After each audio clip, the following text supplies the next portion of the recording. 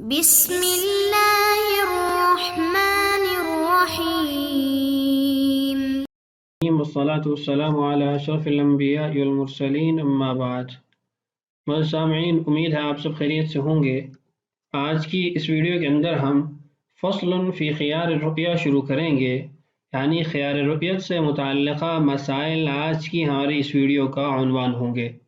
اس سے قبل ہم خیارات وضعیہ میں سے خیار وصف، خیار تعیین اور خیار شرط پڑھ چکے ہیں۔ آج کی اس ویڈیو سے ہم خیارات شرعیہ کو شروع کریں گے، جس کے اندر سب سے پہلا جو خیار ہے وہ خیار رؤیت ہے۔ خیارات شرعیہ ان خیارات کو کہا جاتا ہے جن کے لیے عاقدین کا تلفظ ضروری نہیں ہوتا، یعنی عاقدین بیشرہ کرنے والے یا دو افراد جو آپس میں معاملہ کر رہے ہیں ان کا کلمات سے مشروط قرار دینا یا کلمات سے اس کی ادائیگی کرنا ضروری نہیں ہوتا، شرعاً ہی ان کو وہ حق حاصل ہوتا ہے۔ اس میں سب سے پہلی چیز ہے خیار رؤیت۔ خیار رؤیت کس کو کہتے ہیں اور اس سے متعلقہ مفید باتیں انشاءاللہ ہم بعد میں جانیں گے۔ پہلے یہ جانتے ہیں کہ اس فصل کے اندر مصنف رحمہ اللہ نے کن عناوین کے تحت مسائل کو جمع کیا ہے، اور پھر اس کے بعد عبارت پڑھ کے عبارت فہمی کی طرف اور خیار رؤیت سے متعلقہ ضروری باتوں کی طرف بڑھتے ہیں۔ فصل فی خیار الرؤیت، اس فصل میں 8 ابحاث ذکر کی گئی ہیں۔ سب سے پہلی بحث ہے خیار رؤیت خریدار کے لیے ثابت ہوتا ہے، یعنی مشتری کے لیے ثابت ہوتا ہے، بائع کے لیے ثابت نہیں ہوتا۔ دوسرا عنوان ہے خیار رؤیت کی مدت۔ تیسرا کن چیزوں سے خیار رؤیت باطل ہو جاتا ہے۔ چوتھا کتنی مقدار دیکھنا معتبر ہوگا، یعنی جس کے بعد ہم یہ کہہ سکیں کہ اب خیار رؤیت حاصل نہیں ہے۔ پانچویں بحث ہے نابینا کا خیار رؤیت کیسے ساقط ہوگا، اور چھٹی بحث ایک مبی کا دیکھنا دوسرے مبی کا خیار رؤیت ختم نہیں کرے گا، اور ساتویں بحث خریداری سے قبل دیکھنا، اور آٹھویں بحث خیار رؤیت کا مبی کے ملک سے نکلنے کی وجہ سے ساقط ہو جانا۔ یہ اجمالی طور پر چند عناوین ہیں، اس سے متعلقہ ابحاث ہیں، کچھ ضروری باتیں ہیں جو کتاب میں مذکور ہیں، انشاءاللہ عبارت پڑھتے ہوئے ان کو سمجھیں گے۔ فصل فی خیار الرؤیت، صح شراء ما لم يره خلافا للشافعی رحمہ اللہ ولمشتریہ الخیار عندها أي عند الرؤية إلى أن يوجد مبطله وإن رضي قبلها، أي إن رضي قبل الرؤية يكون له حق الفسخ إذا رآه، لكن لو فسخ قبل الرؤية ينفذ الفسخ بحكم أنه عقد غير لازم حتى لا يجوز إجازته عند الرؤية لا لبائعه، أي إذا باع شيئا لم يره لا يكون الخيار إذا رآه۔ یہ ہے آج کے ہمارے سبق کی عبارت۔ سب سے پہلے تو خیار رؤیت کو جانتے ہیں کہ خیار رؤیت کہتے کس کو ہیں۔ خیار رؤیت کہتے ہیں کہ جس مال کو انسان نے نہ دیکھا ہو، اس مال کو دیکھنے کے بعد اپنے پاس رکھنے یا نہ رکھنے کا اختیار حاصل ہونا۔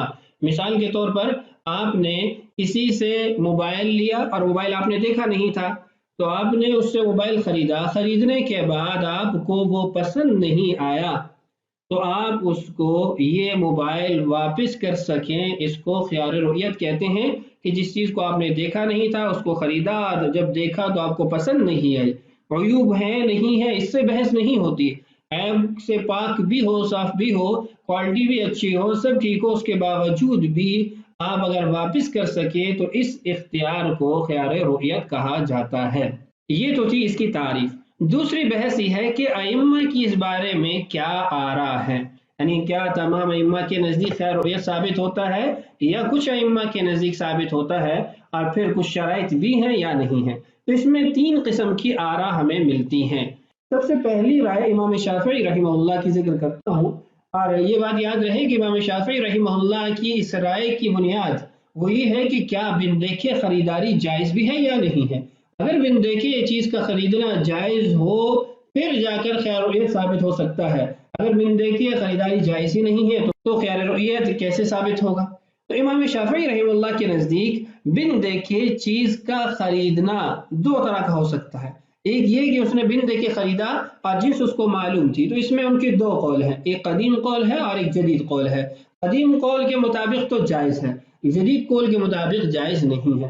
اور دوسری صورت یہ ہو سکتی ہے کہ اس نے بن دیکھے ایسی چیز خریدی جس کی جنس کا بھی اس کو علم نہیں تھا، تو مطلقاً ان کے نزدیک یہ صورت جائز نہیں ہے۔ تو خلاصہ یہ ہے کہ جب ان کے نزدیک بن دیکھے چیز کی خریداری درست ہی نہیں ہے، جائز ہی نہیں ہے، تو بن دیکھے کسی چیز کا خریدنا جب ثابت نہیں ہوا تو خیر رعیت کیسے ان کے ہاں ثابت ہو سکتا ہے؟ تو ان کے نزدیک خیر رعیت کا وجود ہی نہیں ہے، اس لیے کہ خیر رعیت اس وقت ثابت ہوتا ہے جب بن دیکھے چیز خریدے، اور بن دیکھے چیز خریدنا امام شافعی رحمہ اللہ کے نزدیک جائز نہیں ہے۔ دوسری رائے ہے حنابلہ اور مالکیہ کی۔ وہ فرماتے ہیں کہ اگر تمام در صفات بیان کر دی گئیں اور پھر بن دیکھے وہ چیز خرید لیتا ہے تو اس کو خیر رعیت حاصل ہوگا، لیکن یہ خیر رعیت اس معنی میں حاصل ہوگا کہ اگر اس کو بیان کردہ جو اوصاف ہیں، جو اس کو بتائی گئی تھی کہ یہ چیز اس میں ہوگی، وہ نہیں پائی جا رہی تو اس کو خیر رعیت کی بنیاد پر واپس کرنے کا حق حاصل ہوگا۔ اگر انہی اوصاف کے مطابق چیز موجود ہے تو پھر خیر رعیت اس کے لیے ثابت نہیں ہوگا۔ تیسری رائے حنفیہ کی ہے۔ حنفیہ کے نزدیک بہر صورت خیر رعیت ثابت ہوتا ہے، یعنی بن دیکھی چیز خریدی ہے، اوصاف بتائے ہیں یا نہیں بتائے، اوصاف کے مطابق ہے یا نہیں ہے، صرف پسند نہ آنے کی بنیاد پر بھی خیر رعیت کو استعمال کرتے ہوئے چیز واپس کی جا سکتی ہے۔ ہاں اتنا ضروری ہے کہ ذات کی تعین کر دی ہو کہ فلاں چیز، مثال کے طور پر وہ کہہ رہا ہے کہ میں آپ کو موبائل بیچتا ہوں، لیکن ساتھ میں یہ ضرور کہہ دے کہ جو میری جیب میں ہے یا جو میرے گھر میں ہے، کوئی ایک چیز ضرور طے کر دے تاکہ مبی متعین ہو جائے، پھر اس کے بعد جو اس کے اندر جہالت پائی جا رہی ہے وہ خیر رعیت کے اعتبار سے وہ دور کر سکتا ہے اگر اس کو نقصان پہنچتا ہے۔ یہ تین آراء تھی شافعیہ کی، مطلقاً خیر رعیت ثابت ہی نہیں ہے۔ بعض شافعیہ کے ہاں خیر رعیت ثابت ہوتا ہے، لیکن اظہر القولین جو ہے یا ان کا جو مذہب ہے اس کے مطابق خیر رعیت ثابت ہی نہیں ہے۔ مالکیہ اور حنابلہ کے نزدیک اگر اوصاف کو بیان کر کے خیر رعیت ثابت ہوتا ہے پھر تو ٹھیک ہے، اوصاف کے مطابق پایا تو خیر رعیت ثابت نہیں ہوگا، اوصاف کے خلاف پایا تو پھر خیر رعیت کو استعمال میں لاتے ہوئے وہ اس چیز کو رد کر سکتا ہے۔ اور تیسری رائے حنفیہ کی ہے کہ بہر صورت خیر رعیت ثابت ہے، چاہے اوصاف بیان کرے نہ کرے، اوصاف کے مطابق ہو یا نہ ہو۔ جہاں تک عصری تطبیق کی بات ہے تو ہمارے زمانے کے اندر حنفیہ کے اگر قدیم قول کے مطابق کہ پسند ناپسند کی بنیاد پر ہی رد کر دیا جائے، خیر رعیت کو استعمال کیا جائے، تو اس سے بائع اور مشتری دونوں کے لیے نقصان کی صورتیں قائم ہو جائیں گی، دونوں کو ضرر پہنچے گا۔ مثال کے طور پر آپ نے امیزون کے ذریعے یا کسی اور ذریعے سے بیرون ملک سے کوئی بڑی مشینری خریدی ہے، کوئی بڑی چیز خریدی ہے، اب وہاں سے اس نے وہ چیز آپ کی طرف بھیجی، راستے کے اخراجات ہیں، پھر کسٹم ہے، ٹیکسز ہیں، دیگر اس طرح کے بہت سارے اس پہ خرچ ہونے لگتے ہیں، وہ اسی انتظار میں ہوگا کہ پتہ نہیں چیز لے گا نہیں لے گا، واپس آئے گی نہیں آئے گی، بے دام ہو گئی نہیں ہو گئی، اور پھر اس میں اس کا وقت گزرے گا، قیمت گر جائے گی، اس سے جو نیا خریدار ہے وہ نکل جائے گا، بہت سارے ایسے مسائل پیش آ سکتے ہیں۔ تو اس لیے ہمارے زمانے کے اندر حنفیہ کے جو فقہاء ہیں انہوں نے حنابلہ اور مالکیہ کے قول پر بھی فتویٰ دیا ہے کہ اگر اوصاف کے مطابق وہ پاتا ہے تو اس طرح کی بڑی بیوعات کے اندر دور جو ممالک سے خرید و فروخت کے معاملات کیے جاتے ہیں تو اس کے اندر حنفیہ اور حنابلہ کے قول پر فتویٰ دیا جائے تاکہ بائع اور مشتری دونوں ضرر سے محفوظ رہ سکیں۔ یہ ہوگی دو چیزیں، ایک تعریف اور دوسری ائمہ کی آراء۔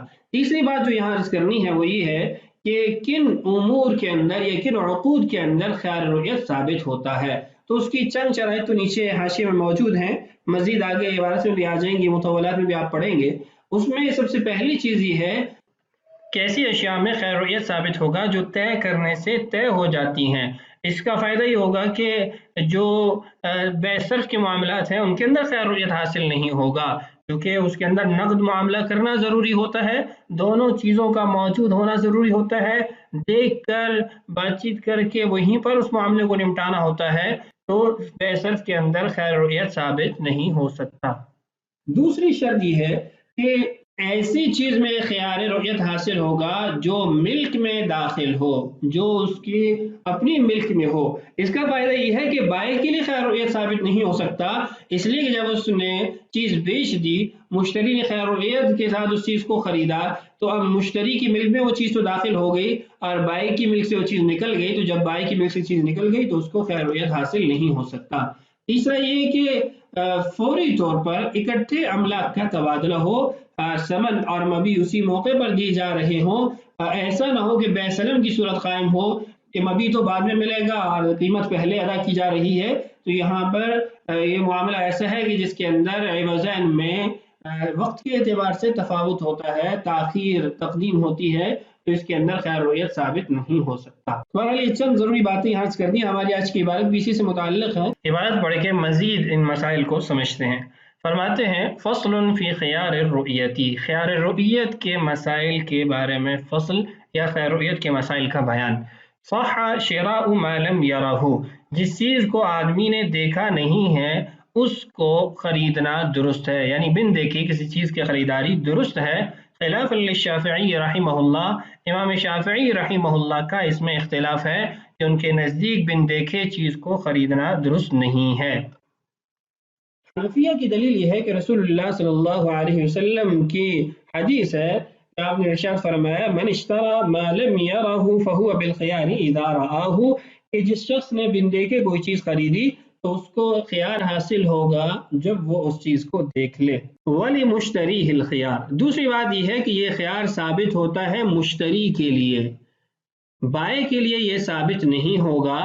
इंदहा, कब साबित होगा? इंद रुयती, जब वो देखेगा तो उसको ये इख्तियार है, बाकी रखना चाहता है तो बाकी रखे, खत्म करना चाहता है तो उसको खत्म कर दे। इला अन यूजदा मुबतिलुहु, ये मुद्दत जिक्र हो रही है कि कब तक खियार इंसान को हासिल होता है। फरमाते हैं जब तक कोई उसको खत्म करने वाला, उसको बातिल करने वाला आमिल ना पाया जाए, उस वक़्त तक खियार रुयत साबित रहता है। बातिल करने वाला जो आमिल है उसमें कौल भी हो सकता है, फेल भी हो सकता है, खामोशी भी हो सकती है कि उसने देखा और वापस नहीं किया तो उसकी यह खामोशी रजामंदी की दलालत समझकर रुयत को साकित कर दिया जाएगा। आगे कुछ और भी उमूर आ रहे हैं जिसमें तसर्रुफ है, ताय्युब है, जिसको फेल में भी आप दाखिल कर सकते हैं। तफसीलात आगे इंशाअल्लाह पढ़ते रहेंगे। व इन रज़िया क़ब्लहा, अगरचे देखे बगैर वो शख्स राजी हो गया कि बस ठीक है जो भी है मुझे कबूल है, फिर भी उसको खियार रुयत हासिल रहेगा। क्यों? इसलिए कि खियार रुयत शरई हक है, शरीयत ने इसको दिया है, तो ये शरीयत का हक है, शरीयत के हक को कोई और बातिल नहीं कर सकता। इन रज़िया क़ब्ल रुयती, मतलब ये है कि देखने से पहले वो राजी हो गया कि बस जो भी है मुझे कबूल है, यकून लहू हक़्क़ुल फ़स्क़ी, फिर भी उसको हक़्क़े फ़स्क़ हासिल होगा, यानी खियार रुयत उसके लिए साबित रहेगा इज़ा रआहु, जब उसने देखा हो। आगे एक एतराज़ है, उसका जवाब दिया गया कि एतराज़ यह है कि आप कहते हैं कि अगर देखने से पहले वो रज़ामंदी का इज़हार कर देता है तो ये मोतबर नहीं है, तो देखने से पहले अगर वो मामले को फ़स्ख़ कर देता है तो ये क्यों मोतबर है? फरमाते हैं लेकिन लौ फ़सख़ा, अगर वो फ़स्ख़ कर देता है क़ब्ल रुयती, देखने से पहले, यनफ़ुज़ुल फ़स्ख़ु, उसका ये फ़स्ख़ करना नाफिज हो जाएगा। देखने से पहले मामला ख़त्म करता है तो ये मामला ख़त्म हो जाएगा, लेकिन खियार रुयत की वजह से नहीं। बिहुक्मिन अन्नहु अक़्दुन गैरु लाज़िम, इस एतबार से कि ये अक़्द गैर लाजिम है, गैर नाफिज है, मुश्तरी को यह हक हासिल नहीं हुआ कि मुश्तरी इसके अंदर तसर्रुफ़ कर सके, तो गोया ये अक़्द गैर लाजिम है। तो अक़्द गैर लाजिम जब भी आप उसको ख़त्म करना चाहें ख़त्म कर सकते हैं। हत्ता ला यजूज़ु इजाज़तुहु इंद रुयती, तो जब अक़्द गैर लाजिम, जो अक़्द लाजिम नहीं हुआ, नाफिज नहीं हुआ, जिसके अंदर मुश्तरी को तसर्रुफ़ का हक हासिल नहीं हुआ, तो उसने ऐसे मामले को फ़स्ख़ कर दिया, तो फ़स्ख़ करने के बाद इंद रुया, जब वो उस चीज़ को देखता है तो इस मामले को कायम नहीं कर सकता, क्योंकि पहले उसने एक दूसरी जहत से इस बै को ख़त्म कर दिया। तो जब बै ख़त्म हुई तो खियार रुयत भी साक़ित हो गया, वो भी ख़त्म हो गया।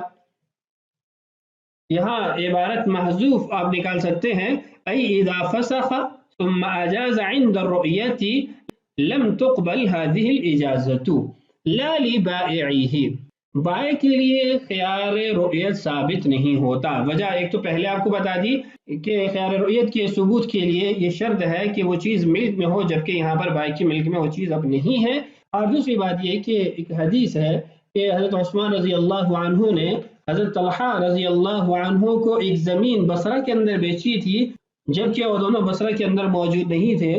बाद में आपस में बहस मुबासा हो गया। उस्मान रज़ी अल्लाह अन्हु ने फरमाया कि मुझे खैर हासिल है, चूँकि मैंने ऐसी चीज़ बेची जिसको मैंने देखा नहीं। طلحہ رضی اللہ عنہ نے فرمایا کہ مجھے خیر حاصل ہے چونکہ میں نے ایسی چیز خریدی جس کو میں نے دیکھا نہیں. تو ان دونوں حضرات نے جبیر بن مطعم رضی اللہ عنہ کو ثالث بنایا تو انہوں نے طلحہ رضی اللہ عنہ کے حق میں فیصلہ فرمایا چونکہ وہ مشتری تھے.